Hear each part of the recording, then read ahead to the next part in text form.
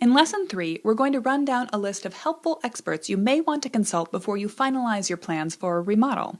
It's likely that some of these ideas will prove more relevant to your project than others, but at least one of them, a good home inspection, is absolutely mandatory. Do not plan a remodel without a current home inspection. All along your remodel process, I want you to feel confident about reaching out to experts. A few hours' advice from a competent expert could save you thousands of dollars or years of trouble, so ask for advice when you need it. It's always better, by the way, to get your information from a knowledgeable and impartial expert than from someone who might get paid to fix the problems they identify. That said, later, as you go through the process of meeting and vetting potential contractors, they will also have their own opinions and advice. Feel free to listen to them, but if you already have a solid grounding in the issues they're going to address, you'll be better able to weigh the things they tell you yourself rather than simply feeling you must take their advice as fact. So, in today's lesson, I'm going to run down several common home improvement experts you might want to consult, and why. First, how will you go about finding the right people to ask for advice about your home? Here are a few good ways to get started. You can ask around.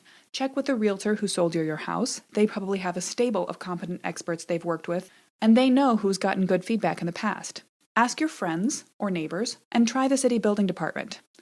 You can look for reviews online. Yelp, Nextdoor, and Angie's List all have a mechanism for recommending and rating local experts. Make a list of a few people to call in each area. Then actually speak to the expert you might consult and ask them a few questions before you make an appointment. Make sure they seem accessible, clear, and friendly.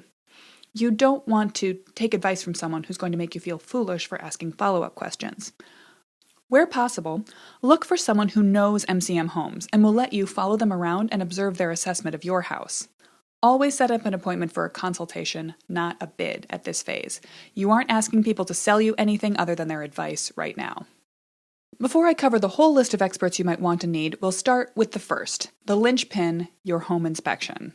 We'll walk through the major points of a good home inspection so that you can skim through these with ease on your own. Here's my question for you. Do you already have a home inspection? You may very well have had this done as part of your purchase process. If so, and if you bought your home within the last few years, you're all set. Dig out that document and let's have a look.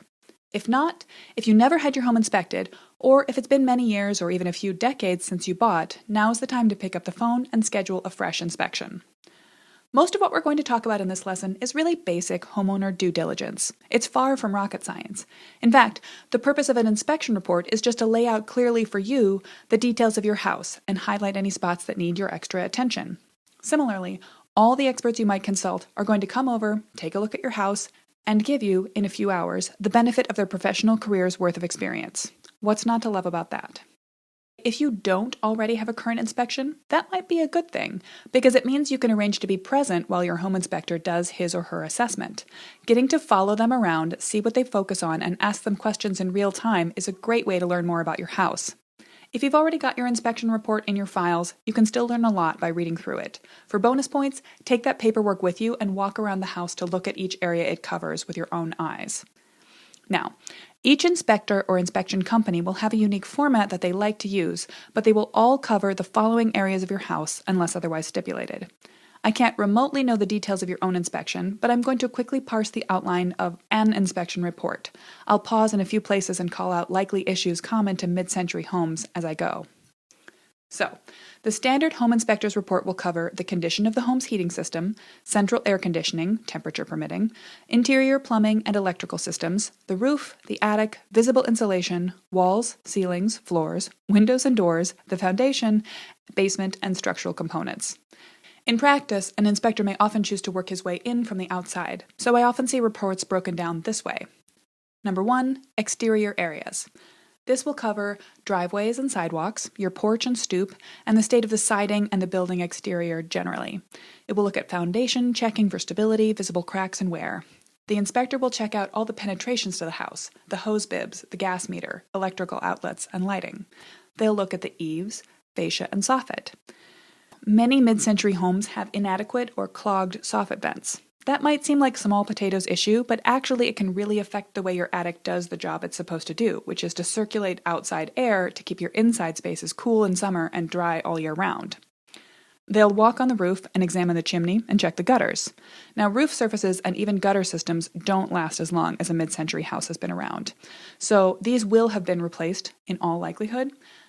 The inspection should note when they were last dealt with and tell you if you need to do more about that. The inspector will have a look at the yard and the surrounding grade to make sure water is flowing properly around your house. They'll also make a note of the doors and windows and check out any patios, balconies, and steps. Now, if you have original doors and windows, the inspector will tell you if they are performing adequately. That is, if they're keeping the outside and inside temperature and airflow separated. Pay attention to that in a mid-century home. The second category is garage, basement, and attic. In the garage, they'll look around, check the doors, and confirm that you have proper fire separation between the house and garage. In the attic, they'll check on the insulation and give you an estimated R value. Now, many mid-century homes don't have insulation that meets modern standards, so if your attic insulation has never been upgraded from its original, that will come up now. Down in the basement, they'll look at the walls and the floor. They'll check for any signs of moisture intrusion, mold, or recent settling and cracking. They may or may not check for radon depending on their agreement with you. Now, the inspector will be able to tell you if any cracking in your basement is recent and therefore important, or if it dates back to the original construction, it's just settlement that happened a long time ago, then it can be repaired and forgotten. While they're in the basement, they'll start the next big category, number 3, electric, heat, plumbing, and water heater. So they'll check out your electric panel condition. They'll look at the conductors, the earth ground. They'll note the type of panel and breakers. Again, here's a mid-century issue. If your panel has been upgraded over the years, it probably won't raise any red flags. But if you have the original electrical system in your house, the inspector can help you assess if it's adequate for modern use or needs to be replaced. Chat with them about how many amps your house is currently set up to serve. The HVAC stands for heating, ventilation, and air conditioning, and that covers your furnace and your AC unit. They'll check filters, look at your thermostat, and make sure the condensate drain line looks good. Ditto the water heater. For plumbing, expect them to examine the supply lines and valves, check the waste venting, look into your sump pump, etc., and check your water softener. Inspectors often don't check for radon, maybe mold, or other hazards unless specifically requested, so ask in advance. They may need to bring special equipment. And if you are concerned about lead paint or other hazards from the mid-century era, tell them in advance so that they can bring equipment or let you know how to deal with that. So, the fourth category is interior features, and this catches all the finished spaces in the house. For this, your inspector will check the kitchen, the bath, the laundry, and the rest of the house generally, looking at items like electrical, that's GCFI receptacle safety, lighting, and exhaust fans. They'll look at plumbing, supply hoses and drains, sinks and faucet fixtures. Another mid-century issue, if your home's electrical systems have never been modified or upgraded, you may have a lot of ungrounded outlets in the general room of your house and inadequate electric service for your kitchen and bathroom. We already mentioned in Lesson 2 how this will need to be addressed in many remodel projects, and your inspector will simply point this out if it is the case for your mid-century home. As they go around, your inspector can note any questionable materials. They may suggest that you have special testing done for lead paint, asbestos insulation materials, or the glue under basement flooring tiles. They'll know at least the right place to send those materials for testing if they don't do those tests themselves. Typically, the inspector will make it very obvious where there are issues you need to be aware of. In their report, they might highlight the text of those areas in red or make them bold. They might also pull out an urgent item list at the end. There will also be some items mentioned that are notable but not urgent. All you need to do here is read the whole report and make your own list of things that you want to deal with at the time that you plan your remodel. All right, so let's talk about other subject matter experts you might consult. The first will be a realtor. I'm going to mention this first just to get it out of the way. I don't recommend planning your remodel around resale value, but I can't ignore the fact that your home is a financial asset, among other things, and also, American families move. The average American moves once every 5 years. So plan for forever, but keep in mind that you might need to sell, and consider what choices might or might not impact your home's perceived value in the eyes of others. Likewise, you might want to talk to an assessor to consider how changing your home can change its assessed value. Remodeling is likely to improve your home's value, but that can come with a boost to your property taxes. Again, I don't recommend that you make major choices about your home based only on finance, but I want you to make informed choices. While some parts of a remodel, adding bedrooms, bathrooms, and finished square footage, for example, will make a big difference to resale and assessed value, Other things, like improving the flow or adding organization areas by your entry, may not have any effect on the dollar value of your home, but make a huge transformation in the way you feel about it. So factor that in. If you have plans to add on, and we raised any setback or property line issues in the previous lesson, you might need to call in a licensed surveyor to confirm your actual property boundaries and draw up a site plan for you. This can be avoided sometimes by a conversation with the zoning department or simply having friendly and accommodating neighbors, but when in doubt, it's nice to have clarity about exactly what you will be permitted to build before you set your heart on a plan. Also consider getting a home energy audit.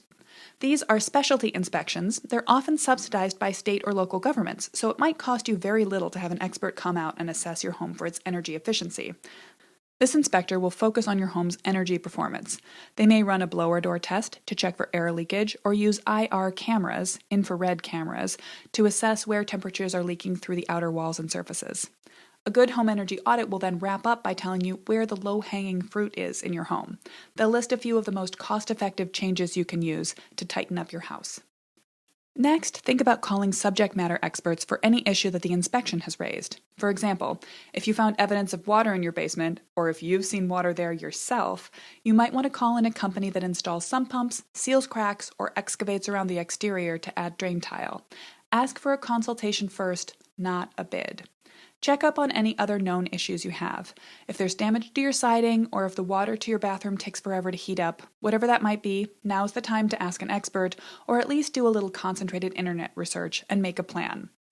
If you think you have any hazardous materials in your house, get them tested. Contact the building department to find out about your local or state testing options. Finally, you might want to consult a design specialist. You could talk to a landscape architect, an interior decorator, a kitchen layout expert, or an architect. Again, ask around for consultation rates before you sign a contract. Sometimes a little expert advice can go a long way to prompt you into good ideas you might not otherwise have had. Alright, this lesson has covered a lot of ground. Just as with the last one, I don't know exactly what will come up when you look more closely at your home, so I can't prepare a handy worksheet to fill in. But I've created a PDF checklist of likely experts you could contact. Download the list, have a look at it, and then start making some appointments to learn more about your home. We're almost done with Module 2. In the last lesson, I'll talk about learning the history of your home and lay out some potential sources of information that you can have fun tracking down. See you there!